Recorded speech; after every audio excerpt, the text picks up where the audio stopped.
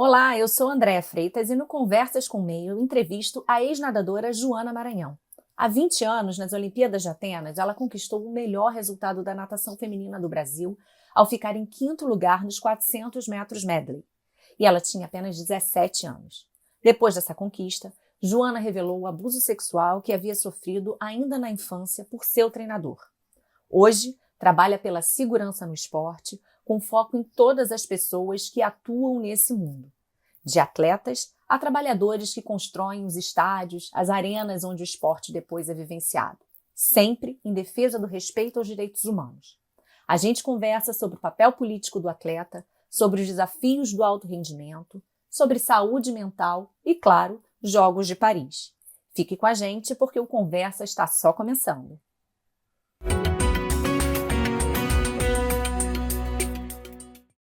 Joana, recentemente a França disse não à extrema-direita, né? E nesse processo de mudar aí, né, o panorama, que no primeiro turno tinha sido de vitória da extrema-direita, assim como nas eleições parlamentares para a UE, também tinha sido nesse sentido. O Mbappé, por exemplo, né, que é jogador da seleção francesa, foi lá, se posicionou, mostrou a importância de dizer não à extrema-direita. Para você, como é que é essa questão da política e do esporte, né? A gente sabe que existem algumas regras dentro do próprio esporte sobre a manifestação dos atletas. Como é que você vê essa questão? O que é o limite? Existe um limite entre ser atleta e ser um ser político, Joana? Eu acho essa pergunta muito interessante, porque eu nunca entendi muito bem essa dissociação, né, que era feita desde muito jovem, assim, eu me causava um real estranhamento, né, quando eu era perguntada tão somente, principalmente pela mídia do Sudeste, para ser sincera. Eu sempre tive essa impressão que a mídia no Nordeste, talvez por ser um estado que eu acho que é em que o ativismo político é algo mais comum, eu diria assim, sempre foi tido com normalidade. Assim, eu me lembro que acho que com 13 anos de idade eu estava falando sobre Che Guevara no Jornal do Comércio, por exemplo. Isso não foi visto com estranhamento pelos jornalistas, assim. Então essa dissociação me causava estranhamento, né? Quando eu comecei a chegar na seleção brasileira e me era dito de que eu tinha que falar tão somente sobre a minha performance, mas a minha performance ela é resultado de muitas coisas, inclusive sobre o ser político que eu e que todos nós somos, né? Então, nada mais normal do que falar sobre isso. E aí, quando eu fui entendendo que existia uma resistência, né, que uma tentativa de silenciamento, eu não quis me colocar naquele lugar ou aceitar isso de maneira nenhuma, né? Até porque eu, como uma pessoa que silenciei uma violência muito severa que eu sofri enquanto criança, quando eu rompi com isso, eu decidi que eu não ia silenciar para mais nada, né? Mas voltando para o que aconteceu na França, foi muito bonito a gente ver, né? Eu acho que se a gente for olhar nos pormenores ali, tem até uma fala dele que ele meio que tenta colocar a extrema esquerda e extrema direita no mesmo lugar, né? Não, vamos dizer não aos extremos, e tinha algumas pessoas do campo progressista criticando isso. Eu falo, cara, a gente tem que jogar o jogo, né? E o jogo agora é um jogador do tamanho de Mbappé chamando a juventude francesa para ir votar contra a extrema-direita, porque tem uma coisa, a extrema-direita ela assusta porque ela é muito organizada, né? Uhum. Eles sabem usar muito bem as redes sociais, o TikTok, aqui na Alemanha a gente percebeu isso, né? Mas olha como uma organização popular em defesa da democracia, como que traz resultado e como que atletas podem ser veículo para isso, tanto veículo para uma coisa boa como veículo para uma coisa ruim também, né? Porque historicamente a gente já viu atletas fazendo posicionamentos defendendo a extrema-direita. E o que aconteceu na França foi o maior número de votantes dos últimos 40 anos.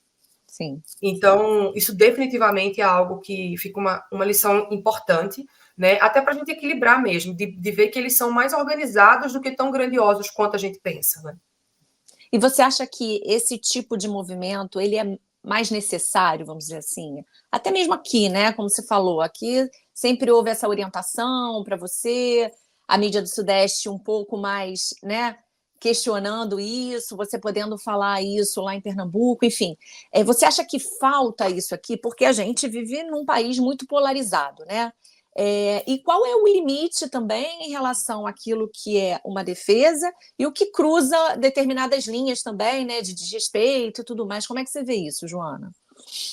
Eu acho que liberdade de expressão não é liberdade de agressão, e o limite, para mim, são o que está escrito na Cartilha de Direitos Humanos, né? Ali está muito claro para a gente, isso não é algo que tem que ser discutido, não tem o que se discutir ali, né? Se você vai para os Estados Unidos, e eu até tive uma conversa com uma colega de trabalho que é dos Estados Unidos, eles são meio que a única sociedade que coloca o direito de livre expressão, de falar o que quiser, acima de outros direitos. Na sociedade brasileira, não. A gente não tem disso de um direito sobre o outro. Né? Então, cabe muito dessa reflexão mesmo de que se o que você está falando está agredindo a existência de uma outra pessoa, reflita ou arque com as consequências daquilo que você está falando. Né? E essa questão do atleta brasileiro, do atleta de alto rendimento no Brasil, eu acho muito complicado e vem muito porque a gente vem de um país extremamente desigual. Né? Eu tenho muito orgulho de ter ido para a minha primeira Olimpíada aos 17 anos de idade e ter ficado em quinto lugar. Eu acho que foi um feito incrível. Eu tenho muito orgulho do que eu fiz, assim como eu tenho orgulho do 21º lugar em 2008, do 14º em 2012 e do 17º em 2016. Eu tenho orgulho de tudo que eu fiz, porque eu sei o quanto eu trabalhei para estar ali. Eu tenho orgulho disso e eu saber que tem muito mérito. Eu não posso negar também o fato de que aos 3 anos de idade, eu que sempre estudei em colégio particular e sou uma filha de médica de classe média de Pernambuco, eu fui matriculada na melhor escolinha de natação da minha cidade. Inevitavelmente, isso me colocou na frente de muitas outras meninas brasileiras, de um país muito desigual, de muitas pessoas que sequer sabem nadar. Então, apesar de todo o meu esforço, apesar de eu ter acordado 4h30 da manhã para treinar e lutei e ter conquistado, eu não posso negar que eu saí na frente de muitas outras pessoas. Então, o conceito de meritocracia, ele não é bruto, ele não é tão somente o meu mérito. Vem também do lugar que eu vim, né? E que outras pessoas não tiveram esse mesmo lugar. Talvez se eu não tivesse a condição ou não tivesse na classe social que eu estava, eu até iria para os Jogos Olímpicos, mas não seria com 17. Eu teria que ter galgado alguns outros passos para ser vista por um clube e talvez eu não tivesse condição de competir como eu competi na base. Então, é isso que a gente precisa refletir. Não é tão somente mérito. Tem um outro aspecto também dentro do sistema esportivo brasileiro, que é o nosso sistema clubístico. Quando a gente olha para os campeonatos nacionais de categorias, a gente vê pessoas do Piauí, de Pernambuco e de outros estados. Conforme vão ficando mais velhos, a gente deixa de ver esses clubes. E aí a gente vê só os clubes grandes, Pinheiros, Minas Tênis, Corinthians, Flamengo. Por quê? Porque os atletas são contratados. Aconteceu comigo também. Eu fui contratada por muitos desses clubes, né? Então, esses clubes, eles são lugares extremamente elitistas, né? O Esporte Clube Pinheiros, que eu nadei em 2015 e 2016, no primeiro ano, eu só podia entrar pela entrada de funcionário. Porque eles tinham que ver quem eu era, como eu agia dentro do clube, para eu poder entrar por qualquer entrada. Então, é extremamente elitista, apesar de fundamental para o esporte olímpico brasileiro. Então, são duas coisas que existem. E elas precisam coexistir. Então, quando você pega atletas e coloca nesses ambientes, inevitavelmente, alguns acham que fazem parte daquilo. E no final, você não faz parte daquilo. Né? A grande maioria de nós nunca vai ser sócio do Esporte Clube Pinheiros. Né? A gente é contratado para utilizar a estrutura daquele clube, representar, é uma via de mão dupla, né? Que serve muito mais a eles do que a nós. Mas eu acho que isso confunde um pouco quando você está naquele meio, né, das pessoas muito ricas de São Paulo ou muito ricas de Belo Horizonte, por exemplo, como é no Minas Tênis Clube. Sim. Então, isso acaba fazendo com que esses atletas se enxerguem uma coisa que não são, porque eles são classe trabalhadora. Né? E eu acho muito significativo essa coisa de você só vai entrar por essa entrada aqui. Fica muito claro que a gente não é pertencente daquilo, né? Até para compartilhar com você, meu filho nada. Eu tive agora no Campeonato Sudeste Petis, lá no Minas. E é exatamente isso que você está descrevendo, porque todos os pais, os atletas, tinham uma portinha na lateral. A gente não podia entrar pela entrada do clube. Você entra pela portinha da lateral que já vai direto para a arquibancada. E não pode andar pelo clube de jeito nenhum, né? Então, as crianças têm até um tobogã assim no lado esquerdo, bem grande, as crianças loucas para entrar naquele tobogã, né? Que são crianças de até 12 anos. E realmente não tem como. E esse ponto também que você falou é bem interessante, né? Porque realmente a gente olha, né? Agora no mês de julho e agosto a gente vai ter os Jogos Olímpicos, a gente fica fascinado, arrepiado vendo na televisão. Mas essa história é uma história que realmente, é, como você falou, você entrou na melhor escolinha, você é filha de uma classe média, porque para você chegar lá, o pai trocínio, mãe trocínio, né?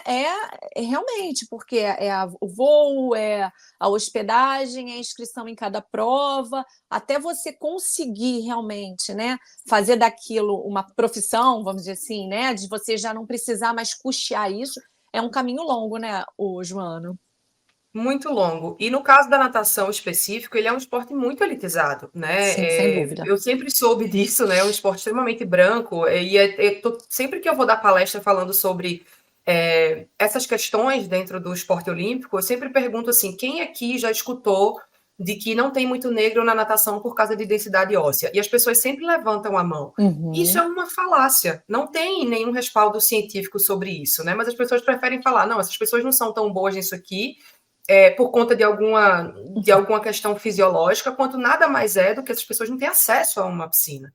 Né? E quando eu parei de nadar, eu trabalhei como gestora pública, né, na prefeitura do Recife, então eu tomava conta dos programas de o PELC, né, que era o Programa de Esporte e Lazer na cidade. Então, quando eu ia visitando esses polos, porque isso é uma coisa muito forte em mim, né? Se eu estou servindo a alguém dentro do meu trabalho, eu preciso escutar do que essas pessoas precisam, porque o que eu penso como solução pode não ser nada do que aquilo que aquelas pessoas pensam.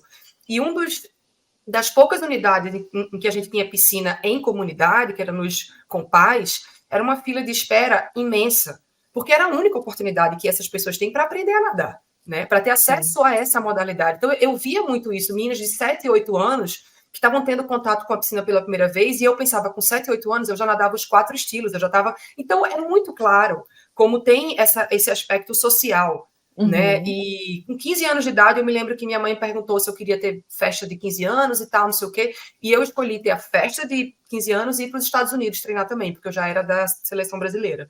Então, são muitos privilégios, assim, que eu tenho, não é para ter vergonha de falar, Sim. são fatos que auxiliaram para que eu fosse, hoje, como muitas pessoas falam, o melhor resultado de uma brasileira em Jogos Olímpicos. Sim, eu sou. Trabalhei muito por isso. Posso ficar horas falando sobre o tanto que eu treinei para aqueles Jogos Olímpicos. Mas tem esses outros fatores também, né? Uhum. Então, a gente tem que levar isso em consideração, até para pensar em legado. A gente não quer que muitas outras brasileiras fiquem quinto e ganhem medalhas para o Brasil. Sim. Então, a gente tem que olhar o que o meu quinto lugar significou, né? E o que as outras finais que a natação brasileira tem, né? Qual que era a realidade dessas meninas e propor e promover isso para outras pessoas também. Do Uhum. contrário, a gente vai estar simplesmente cuidando dos nossos cristais e dos nossos talentos. A gente não está desenvolvendo o esporte. Desde 2022, você integra a Sports and Rights Alliance, né? E recentemente passou a coordenar a Athletes Network for Safer Sports. O que a aliança faz exatamente? Qual o objetivo desse fundo? Como é que é esse seu trabalho, Joana? Então, a Aliança ela foi criada em 2015 ali, quando a gente estava tendo muitos eventos, mega eventos esportivos no Brasil, né? A gente teve de 2007 até 2016 Pan-Americanos, Jogos Mundiais Militares, Copa América, Copa do Mundo e Jogos Uhum. Olímpicos. E com esses mega eventos esportivos também vem muitas violações de direitos humanos, né? Evacuação de comunidade, direitos trabalhistas que são violados nas pessoas que estão construindo estádios, né? E a Andrea Florence, que é a advogada brasileira de direitos humanos, ela percebeu que tinham algumas organizações que já vinham fazendo ativismo político, então ela viu que era uma oportunidade de se pensar em uma estratégia coletiva. Né? Então, a Sport and Rights Alliance ela é essa coalizão de organizações da sociedade civil que trabalham com questões de direitos humanos. Por exemplo, tem o comitê que protege o jornalista, né? Então está muito ligado a essas violações, por exemplo, na Copa da Rússia, isso ficou muito claro, o Uhum. Catar também. Então tem a Human Rights Watch, tem a Transparency, tem a Amnesty. Nós somos um grupo de 9 organizações e a gente trabalha coletivamente nessas questões de direitos humanos. Então, a ideia de priorizar e de defender as pessoas mais afetadas pelo lado negativo do esporte está no DNA da aliança. Né? Uhum. Então, em 2022, eu fui chamada para liderar essa consulta internacional com atletas que sofreram violência dentro do esporte, para entender se existia a necessidade de se criar essa rede e o que essa rede deveria fazer. Então, a nossa rede ela é um resultado dessa consulta e é um trabalho muito bonito, porque, como eu falei já, eu sou uma defensora do trabalho coletivo e da escutativa.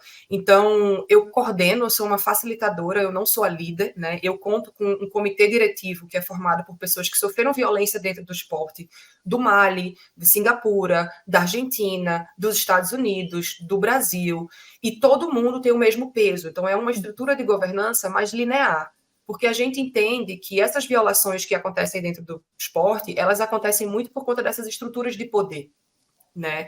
Dentro do esporte, isso é muito específico e isso é muito naturalizado. Eu me lembro de uma aula de alemão que eu estava tendo, né? E o meu professor queria entender um pouco melhor o meu trabalho. E aí eu falei para ele: eu vejo no seu olho a frustração quando você está falando comigo, eu não estou entendendo nada, porque teoricamente já era para eu ter assimilado aquele conteúdo. Mas você não vai gritar comigo, você não vai bater comigo, em mim. Você vai encontrar uma outra forma de fazer com que eu assimile aquele conteúdo para que você consiga passar o conteúdo e eu entenda ele. Uhum. No esporte, de alguma maneira, a gente naturaliza o gritar, o bater, o coagir, o manipular, abusar. Como se isso fosse caminho para o resultado esportivo, Uhum. né?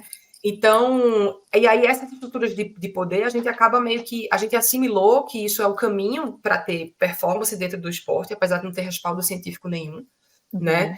E aí a gente vai naturalizando, silenciando e retaliando, principalmente atletas e quais atletas, né? Que isso também é uma coisa muito forte da rede. Quais são os atletas que estão mais vulneráveis? De acordo com a ciência, são mulheres, pessoas do sul global, pessoas que treinam mais de 16 horas por semana, pessoas pretas, pessoas com deficiência. Então, a nossa prioridade, né? A gente usa um termo de começar pelas margens, assim. A gente escuta as vozes dos mais vulneráveis, na ideia de que se a gente acomoda as necessidades das pessoas mais vulneráveis, em consequência, a gente está acomodando a necessidade de todo mundo. E como é que funciona esse mapeamento, né?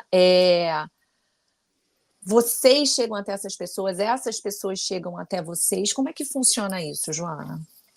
Na consulta, que foi o pontapé inicial, foi a gente meio que mapeando essas pessoas, assim, né? Pessoas que já tinham falado abertamente. E aí Uhum. a gente fez essa consulta em ondas, né? A metodologia para essa consulta foi uma coisa muito importante, que é o que a gente chama de abordagem de trauma. Muito mais importante do que ter a resposta se a gente deveria criar rede, o que a rede deveria fazer é a forma com que a gente coloca essas perguntas. Então, algumas coisas, por exemplo, todo mundo recebeu por fazer parte da consulta, né? É você Uhum. honrar a experiência daquelas pessoas que não escolheram passar por aquilo, mas são obrigadas a viver com as consequências disso para o resto da vida. Então, uma coisa muito comum dentro do esporte também é abrir uma janelinha para que pessoas que sofreram violência venham contar as suas histórias e não pagar essas pessoas, instrumentalizá-las de novo, sabe? Então foi uma das coisas que a gente fez. E aí, ao final de cada consulta, a gente sempre falava: tem mais alguém que você acha que deveria fazer parte dessa consulta? Né? Quem são Aí, essas pessoas? pescando, Então, né? exatamente. E aí a gente começa a criar essa rede, né? Uhum. E foi muito bonito, assim, o feedback que a gente recebeu, né? Foi de tipo assim: eu nunca me senti tão honrada, sabe? Eu nunca me senti tão respeitada, obrigada por ter me dado esse espaço seguro para eu falar sobre o que eu acho, porque muitas vezes, quando a gente sofre violência dentro desse ambiente que normaliza isso, a gente é tida como louca, a gente é tida como problemática, que está manchando a reputação daquilo que é ilibado, né? Então, a gente está tentando mudar essa lógica. E nesse trabalho, vocês identificaram, assim, você falou dos grupos, né, mulheres, mas vocês identificaram também alguma categoria, algum tipo de esporte onde isso acontece com mais frequência ou isso é generalizado? Então, de um ponto de vista científico, assim, existem algumas hipóteses de tipo esportes em que o corpo está mais exposto. Alguns estudos falam que sim, mas os estudos mais robustos, eles falam que não tem diferença nenhuma, né, na vestimenta. A gente tende a pensar na ginástica artística, porque tem muitos Uhum. casos que aconteceram na ginástica artística, mas na verdade não é uma correlação direta, assim. O que a gente chama, né, de fator de risco associado, porque quando a gente faz pesquisa sobre, a gente está medindo a prevalência. Então, a gente não pode dizer que ser mulher é um fator de risco. Ser mulher pode ser um fator de risco associado, principalmente para violência psicológica e sexual, né? Então, essa questão, a minha teoria para isso, de que a gente vê muitos casos na ginástica, por exemplo, é que quando a gente via um país como os Estados Unidos, com mais de 150 meninas, mostrando como o sistema falhou com elas, até o FBI, porque não foi só a Universidade de Michigan, a USA Gymnastics, foram todas as instituições se protegendo e silenciando essas mulheres, né? Inclusive mulheres que estão na seleção de ginástica até hoje, é uma coisa que vem de muitos anos. Então, quando a gente vê o país mais bem-sucedido em termos de performance esportiva falhando, você querendo ou não, se elas podem falar, eu também posso falar. Então, logo depois do caso dos Estados Unidos, teve da Holanda, teve da Bélgica, teve do Brasil, no caso da ginástica masculina. Então, é muito mais, para mim, esse efeito cascata da modalidade de um país muito forte falar, do que a ginástica traz mais risco do que outros esportes, por exemplo. Assim. Então, cientificamente, a gente não sabe disso ainda. E, Joana, esse trabalho que vocês fazem, ele é focado nos atletas de alto rendimento ou vocês também acolhem um atleta que não teve a expressão, né, que esperava, mas que ali durante a base também sofreu? Porque a verdade é que quando a gente, né, vai ver, esse é um trabalho que começa muitas vezes na infância, né? São experiências, como você mesma viveu, né, que começam na infância. Então, como é que é isso? Esse foco é no alto rendimento, é no atleta profissional, ou vocês também lidam com atletas que não chegaram a esse nível, mas passaram por essas situações? Essa pergunta é muito interessante, assim, porque isso foi uma coisa que a gente debateu quando a gente, com o resultado da consulta, quando a gente criou esse relatório de que sim, a gente tinha que criar rede, esse grupo de 6 pessoas, esse comitê diretivo que eu faço parte, a gente trabalhou por 7 meses muito duro pensando no plano estratégico, conceito, tudo da rede foi pensado coletivamente. E aí, nessa resposta de para quem que a rede vai servir, né? A gente entende muito que os atletas eles são os mais vulneráveis, mas a gente escolheu usar o termo de pessoas afetadas por violência dentro do esporte. De maneira que a gente entende que, ainda que você não tenha sofrido aquela experiência, se você é o pai de um atleta, você também é uma pessoa afetada. Se você é um pesquisador, você também, de certa forma, você é afetado por isso. Se você é um advogado, você também é. Se você é um denunciante que quer denunciar anonimamente algo que você presenciou, você também é afetado, né? Então a gente usa esse termo propositalmente, né? São pessoas afetadas por violência dentro do esporte, porque a rede é para todo mundo e não só atletas de alto rendimento. Na verdade, do nosso grupo mesmo, todos nós sofremos violência na base. Só tem uma pessoa que não foi atleta, e aí eu falo porque ele já veio a público falar a história dele. Ele trabalhava com basquete, é do Mali, que é o Amar, uma pessoa maravilhosa. Ele denunciou essa violência sexual que as atletas de basquete do time até 23 anos do Mali estavam sofrendo, e ele perdeu o emprego, foi retaliado e é perseguido até hoje, né? Então, ele definitivamente é uma pessoa afetada pela violência no esporte, né? Então a gente é aberto para toda e qualquer pessoa que tem interesse, inclusive e principalmente pessoas que trabalham nas instituições esportivas, porque são essas pessoas que vão tomar a decisão e são essas que a gente precisa que entendam a urgência desse assunto. E no trabalho da Aliança, né, vocês falam muito da questão de direitos humanos. A base é o que está previsto ali, né, como um direito humano. Isso é inegociável.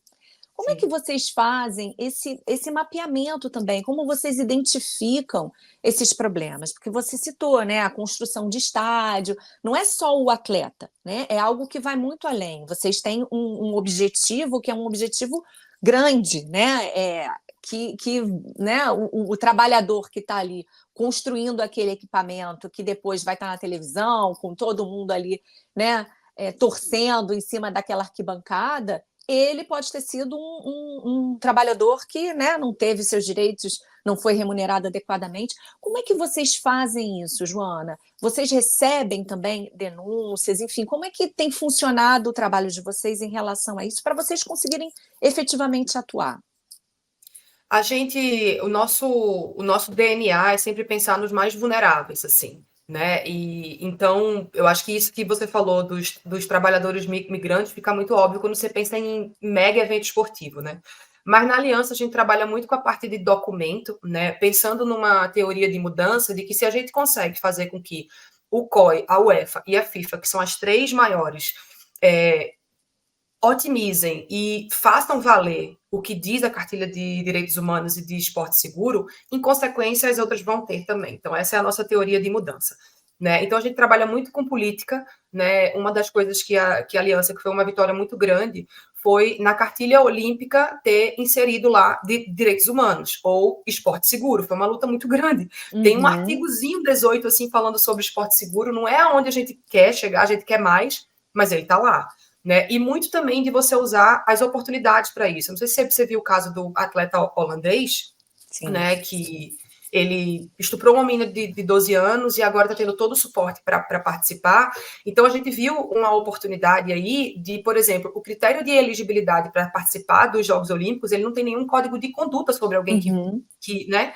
Então, é uma falha. Né? Então, a partir dessa oportunidade, desse caso, a gente está trabalhando junto ao COI já para que em Los Angeles exista, né? Que tem que ser respeitado a cartilha olímpica, o código de dopagem, o de manipulação de resultado, mas precisa ser criado algo também em relação a esporte seguro. E isso é responsabilidade do COI. Então, os casos são sempre oportunidades estratégicas para a gente avançar isso, né? Então, tantas coisas chegam para a gente em termos de política, a gente olha muito a política de cada uma delas, o que elas estão, o que está escrito, né? Eu acho que a gente caminhou muito nos últimos anos de ter políticas de direitos humanos. Essas entidades têm políticas de direitos humanos. Agora a gente tem que olhar a implementação dessas políticas, né? A gente trabalha muito com mega evento esportivo, né? Então a gente está falando aí de Copa do Mundo, a gente está falando da Euro. A minha chefe esteve aqui na Euro olhando muito esse sistema de denúncia que a gente trabalhou junto com a UEFA, junto do Comitê Olímpico Internacional também,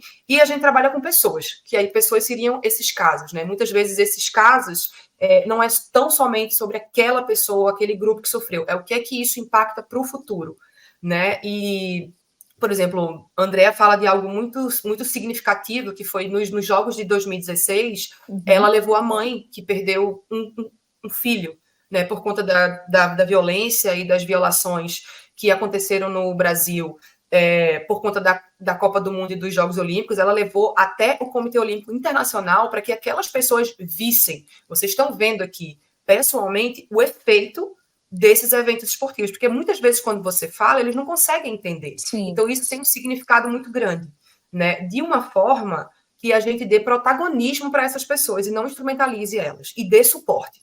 Porque se as instituições esportivas, quando elas falham, é aí que a gente entra, para dar suporte, e não instrumentalizar. Vem aqui que você serve para a minha causa.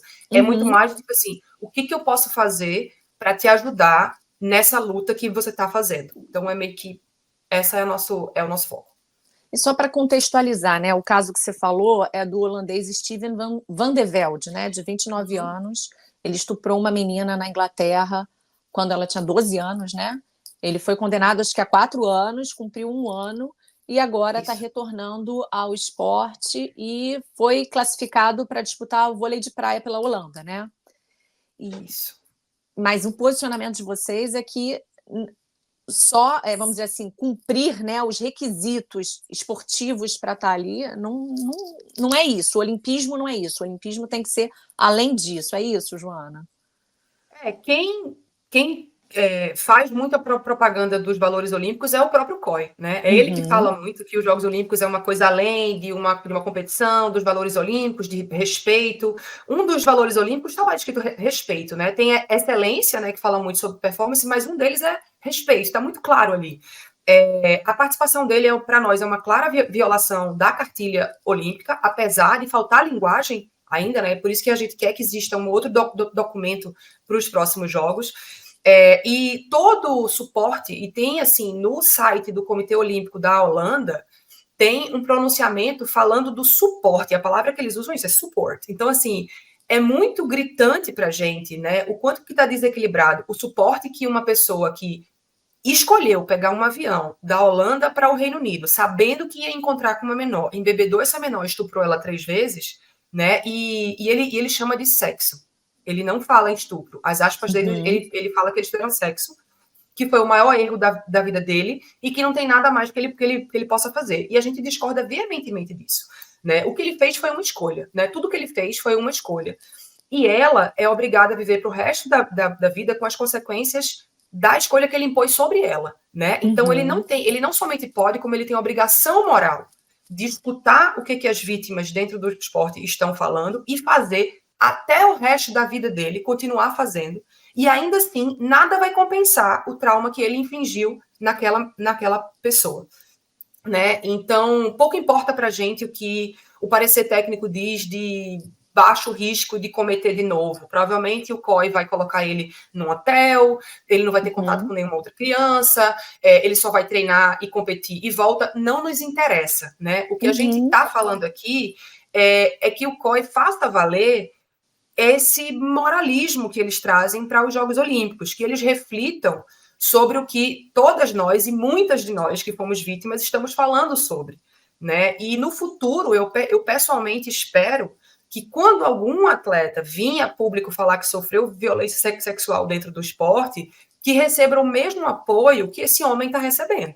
Porque a gente é recebido com descrença, com acusação, com difamação, a gente é excluído, a gente é acusado de estar usando isso como desculpa para performance que não está indo muito bem. Enquanto ele fala que fez isso, a justificativa é que ele estava se sentindo inseguro. Ele era um jovem de 19 anos se sentindo inseguro em relação à carreira esportiva dele. Quando eu estou inseguro, eu faço terapia. Né? Então, assim, é um total descaso, né, com o movimento. Eu entendo o precedente que abriria se ele fosse desclassificado, mas ainda assim, como uma ativista, eu sou obrigada, né, junto às minhas companheiras, a pedir isso. Mas realmente assim, ver o apoio que esse homem está recebendo, né, é muito diferente do mínimo de acesso à justiça e assistência que as vítimas pedem. E como é que tem sido a recepção em relação à inclusão dessa questão do esporte seguro, né, dessas exigências para os próximos jogos, né, a partir de Los Angeles? Como é que tem sido isso, Joana? Ou nesse momento eles estão meio também ainda para, né, justificar a presença dele em Paris? Eu acredito que ele vá participar, né, com um credenciamento com restrições, né, que eu acho que essas restrições elas servem tão somente ao parecer legal, né? Elas não servem os pontos morais que a gente está levantando, que é o que significa a participação dele, né? Isso vai seguir faltando. Né? A questão do esporte seguro, de um modo geral, ela ainda é vista com muita resistência, porque se você pensa na questão de dopagem, por exemplo, né? Você não pode fumar maconha 3 dias antes da competição ou durante a competição. O código de antidopagem ele foi criado, não foi para proteger a gente atleta, foi para proteger o esporte, né? Para o esporte ser limpo, para o esporte seguir com essa imagem ilibada. O esporte seguro, ele é o contrário, né? A gente não está querendo defender o esporte, a gente quer defender as pessoas vulneráveis dentro desse sistema. Então, ele muda, ele tem essa resistência porque ele não é sobre as instituições esportivas, ele é sobre a gente, que está tendo a nossa integridade violada dentro desse sistema. Né? Então, ele tem uma resistência por isso, tanto que quando você olha os poucos documentos de esporte seguro, eles começam falando, tipo assim, tenha uma política de esporte seguro. Mas uma política de esporte seguro pode ser um documento que você coloca na gaveta e para a governança ele fica bonito para o comitê. O que isso significa para a pessoa que sofreu aquela violência? Então, é essa reflexão que a gente sempre faz. Né? Eu sempre falo, quando vocês vão sentar para tomar alguma decisão, quantas pessoas que sofreram violência estão sentadas naquela mesa ali para trazer o que elas pensam?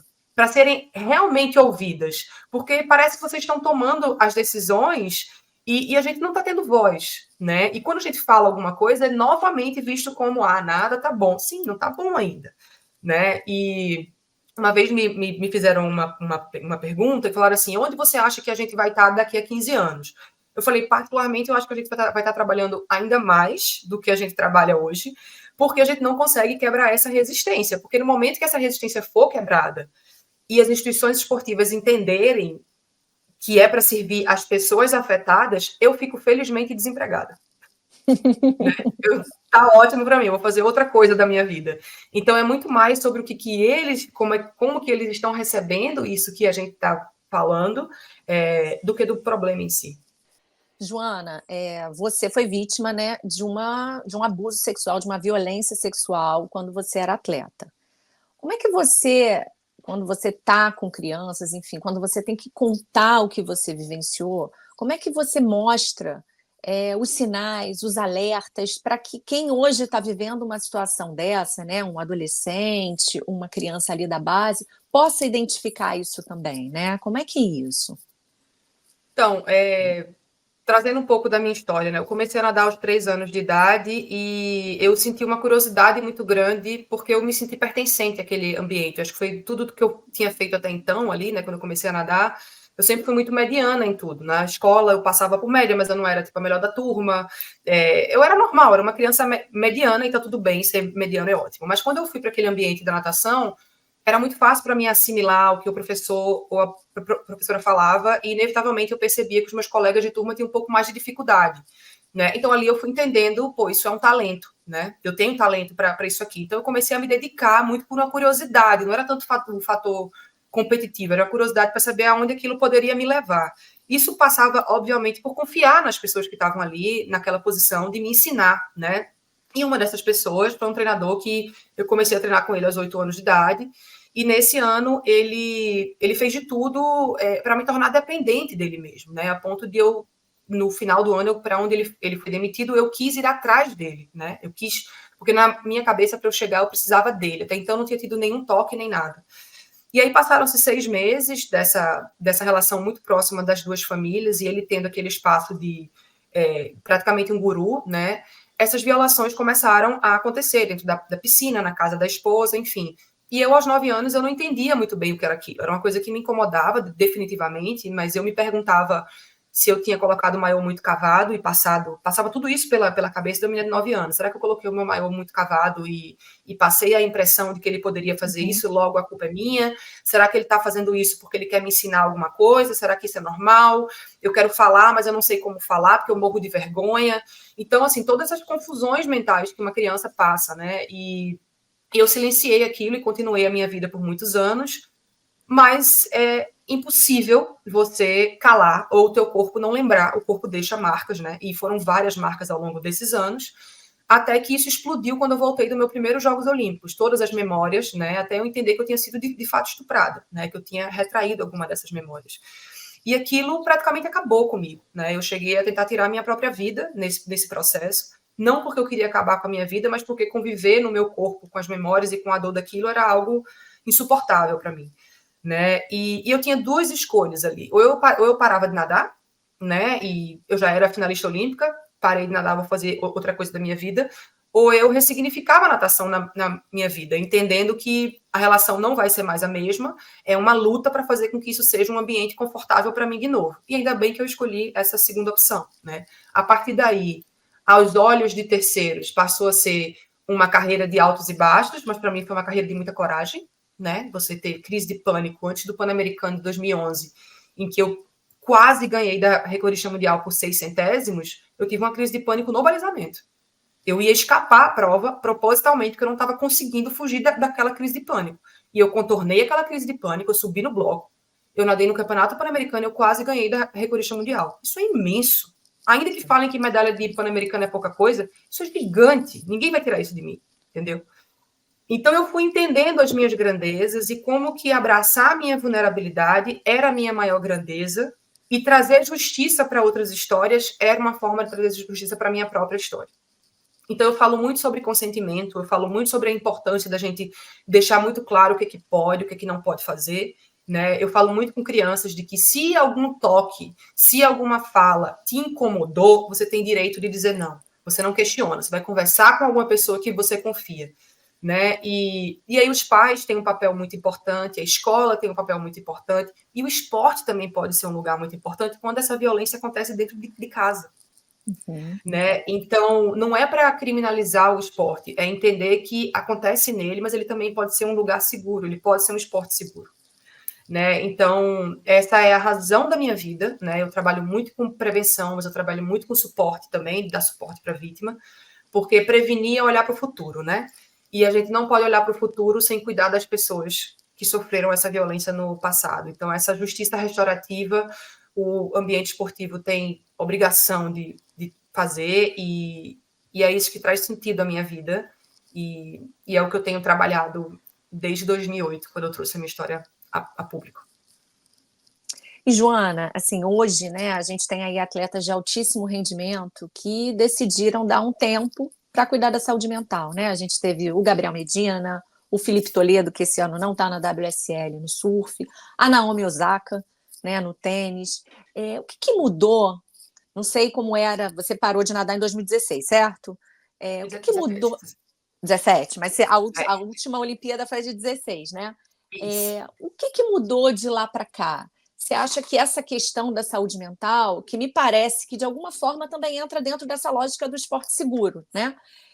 O que mudou de lá para cá? Você acha que hoje os atletas eles estão mais conscientes dessa necessidade também de olhar para si, de dar um tempo, de deixar de repente algumas conquistas de lado? Como é que você vê isso? Eu vejo isso como resultado desse processo lento de humanização do esporte, né? Porque quando eu falo de humanizar o esporte, eu não estou falando de treinar fofo, por exemplo, né? Tipo, eu não ia chegar a ser quinta do mundo se eu não tivesse feito vários dias na semana, 14 quilômetros por dia. Eu tenho memórias, assim, eu consigo lembrar a dor que eu sentia no treino, né? Só que eu estava consentindo para aquilo. Eu queria passar por aquilo porque eu queria chegar, né? Então, é sobre dar o poder de escolha, né? Um poder para a pessoa que está fazendo aquele treino muito duro. Então, é muito mais de convidar. Ninguém é apaixonado pelo seu trabalho 24 horas por dia. Todo ser humano vai acordar um dia ou vários dias, que saco que eu vou ter que fazer isso de novo. Sim, Né? Então, o treinador e a pessoa que está ali é aquela pessoa que vai te lembrar do teu comprometimento com aquilo, para você seguir fazendo. Que bom, porque nem todo mundo tem isso. Às vezes você tem que ir para o seu trabalho mesmo, seu chefe não está nem aí, ele só quer que você faça. Né? Então, no esporte, o papel do treinador é também de relembrar aquele compromisso que você tinha com aquele objetivo quando fica muito difícil. Isso não passa por ser violento. É muito diferente de você perpetuar a violência, né? Então, é isso que a gente precisa pensar. Então, quando os atletas começam a entender que o esporte é uma coisa que eu faço, não quem eu sou, né? E por um período da minha vida, você começa a se perceber e se permitir sentir as coisas assim. Para mim, é muito natural ver o que a Simone Biles fez, o que esses atletas fizeram, né? Porque é isso, eu nunca aceitei a ideia de me desumanizar. Eu escolhi passar por treinamentos muito duros porque eu queria chegar ali, mas era o que eu queria fazer. Tanto que eu era muito vista como os treinadores, tipo assim, cara, Joana, não reclama de treino. O que você bota, ela faz. Sim. E eu via colegas que às vezes queriam sair do treino e saíam do treino. Eu também não via aquilo como estranheza, né? Porque cada um tem o seu objetivo e trabalha de uma forma. Eu era muito Caxias no treino, né? E porque eu queria. Então é simples, é você dar consentimento para aquela pessoa escolher se ela quer passar por aquilo. E o que fica mais complicado, eu acho, na posição do treinador é quando ele tem um talento muito grande na mão. Quando ele tem um talento muito grande na mão, é que aquele talento não quer. Vai acontecer, você vai ter que respeitar. Eu converso isso muito com meu marido, assim, que eu e ele, a gente era muito parecido como atleta, né? Muito Caxias de treinar, não sei o quê. E ele hoje, aqui na Alemanha, ele tem atletas que são, assim, capacidade para ser campeão olímpico, mas não querem. E ele fala, cara, é extremamente frustrante para mim, mas eu tenho que respeitar. Eu não posso forçar aquele atleta uma coisa que ele não quer fazer. Entendeu? E é sobre isso. Eu acho que é sobre consentimento. E aí já tem pesquisas que mostram que quando você dá esse consentimento para o atleta, a performance melhora. Então, é como você falou, essa questão da saúde mental, ela está totalmente ligada a gente quebrar e a gente entender melhor essa hierarquia de poder e como a gente coloca esse consentimento em prática. Que a gente naturaliza isso. Mas, Joana, quando você pensa, por exemplo, um atleta petit zoom, né? Já é um atleta, se for federado tudo mais, ele já treina ali de segunda a sábado, eventualmente já tem dobra.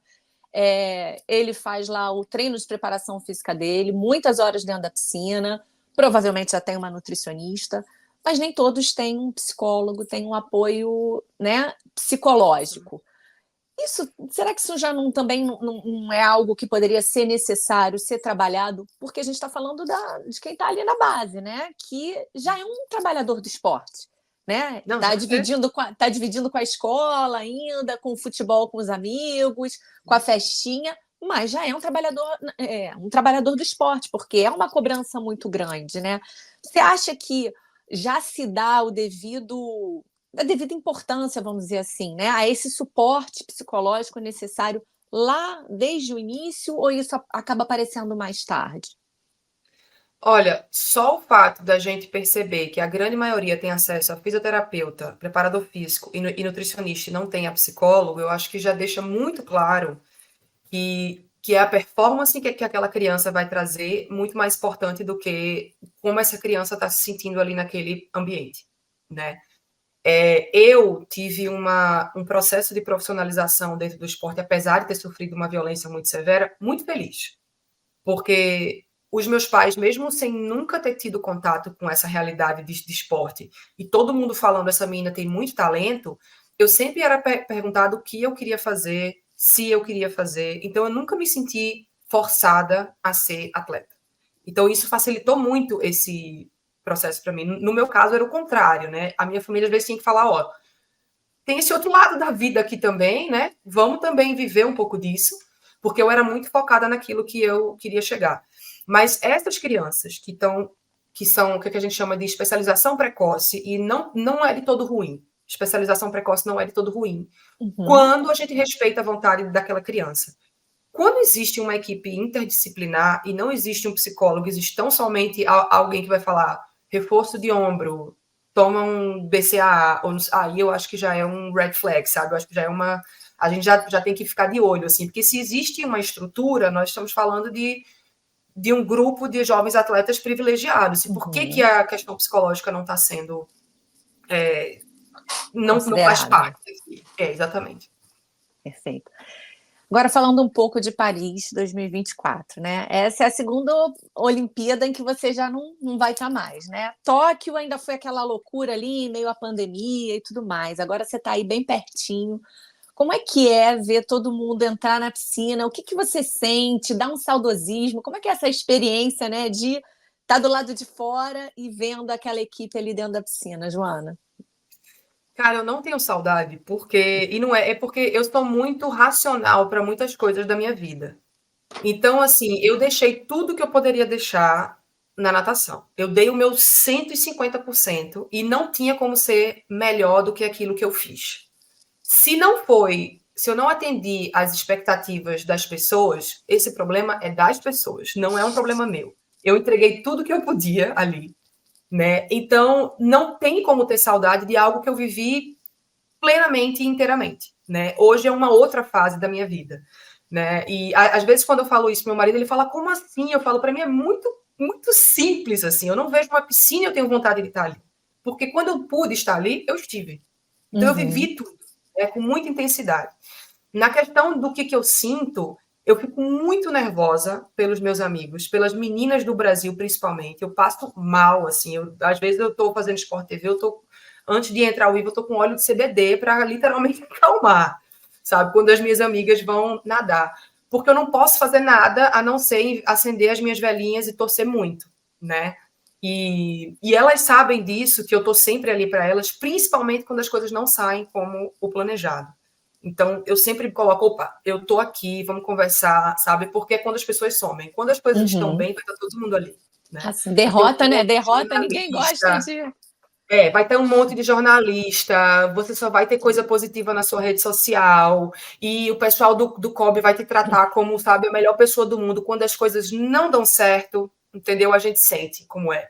Então, para mim, são as mesmas pessoas, ninguém sobe no bloco para nadar devagar, então eu faço muita questão de me colocar presente quando o resultado não é o esperado, assim. É a minha análise racional da oportunidade que se perdeu, infelizmente. Uma pena, né? É, Porque uma pena. A gente tem aí, são muitos talentos, né?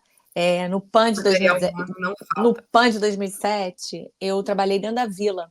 E uma das coisas que me chamou muita atenção foi quando eu cheguei no refeitório e vi pessoas dos mais diferentes corpos, né? Que às vezes você dá mais atenção a um esporte ou outro, e Sim. quando você vê todo mundo reunido ali, você entende que o esporte tem lugar para todo mundo, né? Porque você tem o muito alto, você tem o muito baixo, você tem aquele que a princípio está fora do peso, né? Do imaginário das pessoas. E aqui a gente teria, né? A gente tem um potencial humano muito grande. Então, ouvir isso dói, né? É uma pena. O material humano não nos falta, e eu digo até que na natação eu acho que o corpo técnico é muito bom, eu só acho que a gente precisa ser um pouco mais humilde para refletir quando as coisas não dão certo, assim. Eu vejo uma comissão técnica do Brasil ainda muito arrogante, de tipo assim, para admitir que, pô, errei a periodização, né? Não tá dando Uhum. certo. O que estão fazendo no Canadá? O que estão fazendo? Deixa eu aprender com isso aqui. São muitos senhores da verdade, assim, a grande maioria são todos homens, né? 99% deles são homens que estão aí há 20 anos, e muitas vezes tratam atletas como descartáveis. Ah, fulana veio para o meu programa, não deu certo, eu mando ela embora e chamo outra. Então, não é um modelo sustentável, né? Então, assim, eu gostaria muito de ver quando um nadador brasileiro não nada bem, ele ou ela é colocado ali para falar, para dar justificativa. Mas os mesmos treinadores que estão aí há 20 anos, eles nunca são questionados de falar, tipo assim, o que está acontecendo? Né? Então, Uhum. são muito donos da verdade, assim, eu sempre percebi isso, e alguns treinadores eu cheguei a conversar, tipo assim, cara, eu preciso confiar 100% no que você está falando para mim, eu vou fazer, eu vou cumprir, né? Mas bora conversar sobre isso aqui, me escuta um pouco, né? Principalmente na fase de polimento, eu sempre fui uma atleta que eu não gostava muito de polir, né? Eu gostava de manter um nível de treino, assim. E quando eu fui ficando mais velha, assim, o meu corpo passou a precisar de mais um descanso. Então, foi muita conversa com o treinador e tipo assim, Jonas, seu corpo precisa, está com quase 30. Eu preciso tirar volume de treino para que você consiga Uhum. recuperar. Você não é mais a menininha de 17. Mas tudo com muita conversa, com muita transparência, né? Eu acho que isso é muito importante e falta. Infelizmente, na natação brasileira isso falta. Joana, queria te agradecer muitíssimo. O papo foi delicioso. Muito, muito obrigada mesmo. Obrigada, foi um prazer mesmo estar aqui. Até a próxima. Obrigada. Tchau, tchau. Valeu. Tchau, tchau. Você conhece o Meio, mas você conhece o site do Meio? Então, devia conhecer. Criamos um site diferente de todos os sites de notícias com os quais você está acostumado.